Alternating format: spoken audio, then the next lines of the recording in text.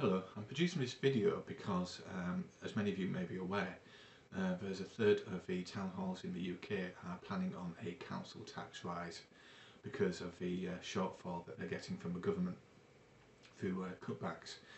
So that obviously is getting passed on to the general public, and they're already struggling with the cost of energy, for such as electricity and gas and what have you, and not to mention the rising cost of food and other commodities that we need. But what is the Bible view of economics, and how can it be practical to people who are wanting to get around these issues that we're facing today? Well, a few people consider the Bible to have a solution to economic problems, yet following its standards can actually put more bread on your table. And how is this so? Well, often much of what a person earns is needlessly squandered, so adhering to the Bible's counsel will preserve these funds for useful purposes. As an example of that, a practice that often leads to poverty is that of maybe excessive drinking. Now, as we all know, that is it's taxed quite heavily in this country, isn't it? And it's not exactly a cheap substance, is it really? So millions of people with wages in hand, head for bars that sell alcohol, and also to stores as well that also sell alcohol. So in many cases, they leave without sufficient funds to pay for bills or provide for adequate food for their families. Now, sometimes money must be borrowed to obtain life's necessities. So wisely, the Bible condemns excessive drinking and advocates moderation. Just an example of that, let's have a look at Proverbs 23, verses 20, 21, 29 and 30. Now it says, do not come to be among heavy drinkers of wine, among those who are gluttonous eaters of flesh. For a drunkard and a glutton will come to poverty, and drowsiness will clothe one with mere rags. And following on it says, who has woe? Who has uneasiness? Who has contentions? Who has concern? Who has wounds for no reason? Who has dullness of eyes? Now those staying a long time with a wine, those coming in to search out mixed wine. Again, for another example, we've got 1 Timothy 3, verses 2, 3 and 8, which tells us, the overseer should therefore be irreprehensible, a husband of one wife, moderate in habits, sound in mind, orderly, hospitable, qualified to teach, not a drunken brawler, not a smiter, but reasonable, not belligerent, not a lover of money. Now, ministerial servants should likewise be serious, not double-tongued, not giving themselves to a lot of wine, not greedy of dishonest gain. So does that mean that all drinking is bad? Well, no, of course not. The Bible actually recommends a little bit of alcohol because it's good for the stomach. So it has to be in moderation. So the same is true of those who take up the habit of smoking or the abuse of drugs. Now, again, smoking is very costly in this country, and it's very heavily taxed. And how difficult it is to stop those habits as well. Now, I know of myself personally because I've stopped smoking like years and years back, and it wasn't very easy. In fact, it took me several attempts as well to actually get there. And then typical is this letter to a psychologist of Joyce Brothers, as printed in the New York Post. Now it says, I started using cocaine because it was fun and most of my friends were snorting it on weekends. Well, it's really getting in the way of everything good in my life, and I'm having terrible difficulty stopping. I'm the mother of 2 children, and I'm terrified that if I can't quit soon, they're going to suffer. I'm freebasing twice a day. I'm in debt up to my eyebrows, and I'm miserable. So we see just what an effect drugs has on users there, financially. And another drug user wrote, my husband and I are both successful career people who've been in cocaine for 3 years. It was great initially, but it's now becoming more and more important. In fact, it's taking over our lives. We're now in debt because our habits cost a fortune. We've both had really bad trips on it. Some days the hallucinations never stop. So smokers are also hurt economically by their habits, and though perhaps not to the same extent. A current report in the magazine Modern Office Technology states, non-smokers who are looking for a job are much more likely to get hired than equally qualified job candidates who smoke, according to a recently released nationwide survey. The study, based on interviews with vice presidents and personal directors of America's largest companies, revealed that today's employers overwhelmingly prefer job candidates who do not smoke. Why? Because as shown in a congressional study, smoking raises the nation's healthcare costs, including medical bills and lost productivity, some $65 billion a year. So that's equal to $2.17 for each pack of cigarettes sold. So yes, a person is helped economically simply by following the Bible's counsels. Let us cleanse ourselves of every defilement of flesh and spirit, 2 Corinthians 7:1. And the same holds true for those who, by following Bible principles, keep free from all forms of gambling too. Now, if you've got a Bible of your own, you might want to look up these scriptures. It's Isaiah 65:11-12, Luke 12:15, if you have a problem with gambling. Now, besides, those who adhere to Bible principles are greatly prized by employers for their honesty, integrity and industriousness, and are likely to be the first ones hired and the last ones fired. Now, just looking at the Bible again, we'll have a look at Colossians 3 verses 22 and 23, and that tells us, "You slaves, be obedient in everything to those who are your masters in a fleshly sense, not with acts of eye service as men pleasers, but with sincerity of heart, with fear of Jehovah. Whatever you are doing, work at it whole-souled as to Jehovah and not to men." And Ephesians 4:28 tells us something similar. "Let the stealer steal no more, but rather let him do the hard work, doing with his hands what is good work, that he may have something to distribute to someone in need." So we see not all of us are smokers, and not all of us are gamblers, and not all of us abuse drugs, obviously. So what else can we do in order to save money and to be able to apply that money to the rising costs of living? Well, let's have a look, shall we? Well, first of all, employment is obviously a problem because although many people are willing to work, there's a great deal of financial reversal in the country, which doesn't always allow for everybody to work, because the rise of the unemployed is vast against the amount of jobs that there are. And of course, greedy companies don't help as well when they're trying to cut back on staff in order to make more money. So there should be employment for all, along with a balanced view of spending. So the Bible acknowledges that money is for protection, but also warns that the love of money is a root of all sorts of injurious things.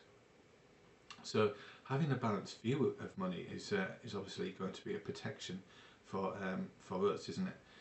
Particularly in such hard, difficult times. Let's have a look at these scriptures that are associated here. So first of all, Ecclesiastes chapter 7 verse 12 tells us, "For wisdom is for a protection, the same as money is for a protection, but the advantage of knowledge is that wisdom itself preserves the lives its owners." Now 1 Timothy 6 verse 10 reads, "For the love of money is a root of all sorts of injurious things, and by reaching out for this love, some have been led astray from the faith and have stabbed themselves all over with many pains." So people may tend to get greedy, and basically it tends to backfire most of the time, not on themselves but on other people, such as these greedy companies that we might be working for today. And so obviously having the right view of money is, a balanced view of money is going to benefit you, particularly in such difficult times.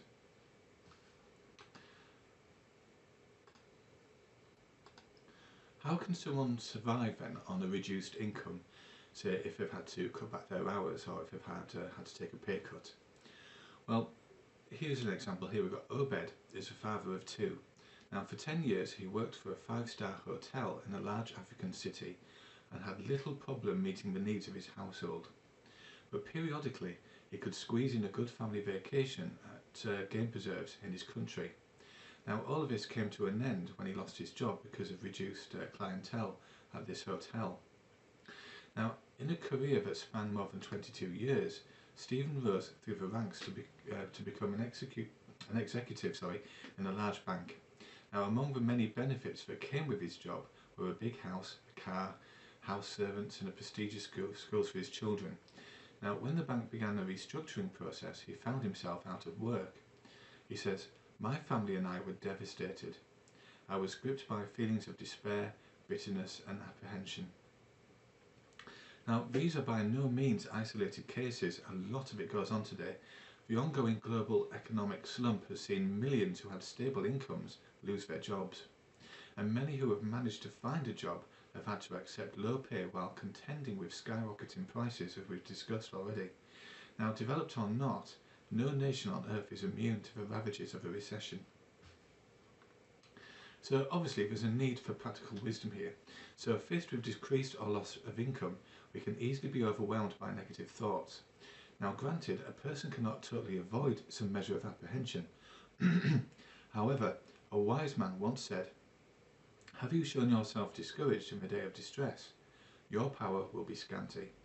And that comes from Proverbs 24 verse 10. So rather than panicking in the face of economic downturns, we need to do as God's word urges us. It tells us, "Treasure up practical wisdom." Proverbs 2:7.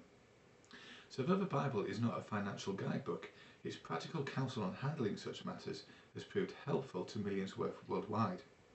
So let us examine some basic principles that the Bible offers. First of all, count the cost. So consider Jesus' words found at Luke 14:28, and he says, "Who of you that wants to build a tower does not first sit down and calculate the expense to see if he has enough to complete it?" So applying that principle would mean making a budget and sticking to it. But as Obed acknowledges, this can be challenging. He says, "Before losing my job, we were used to pushing cartloads of mostly non-essential goods out of the supermarket. We never had a budget because money seemed to be there for whatever we fancied." Advanced planning will ensure that the reduced funds available are spent on essential family needs. So that will probably require you to adjust your lifestyle. So to accept a lower standard of living is undoubtedly a challenge, but it is necessary. A Bible proverb states, "A shrewd man sees trouble coming and lies low." Proverbs 22:3.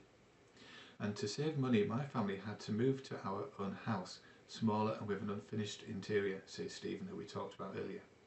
The children had to transfer to less expensive schools that were still provided quality education. Now, open communication within the family is essential if adapting to a new lifestyle is to succeed.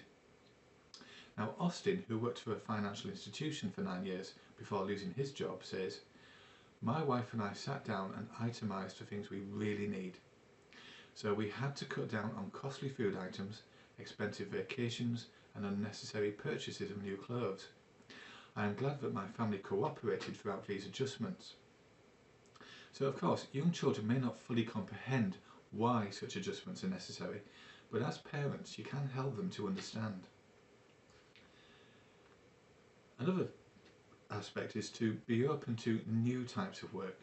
So if you've grown accustomed to a white collar job, doing physical work may appear daunting, but it was psychologically difficult for me to accept menial jobs, says Austin, having been used to managerial positions in a large firm.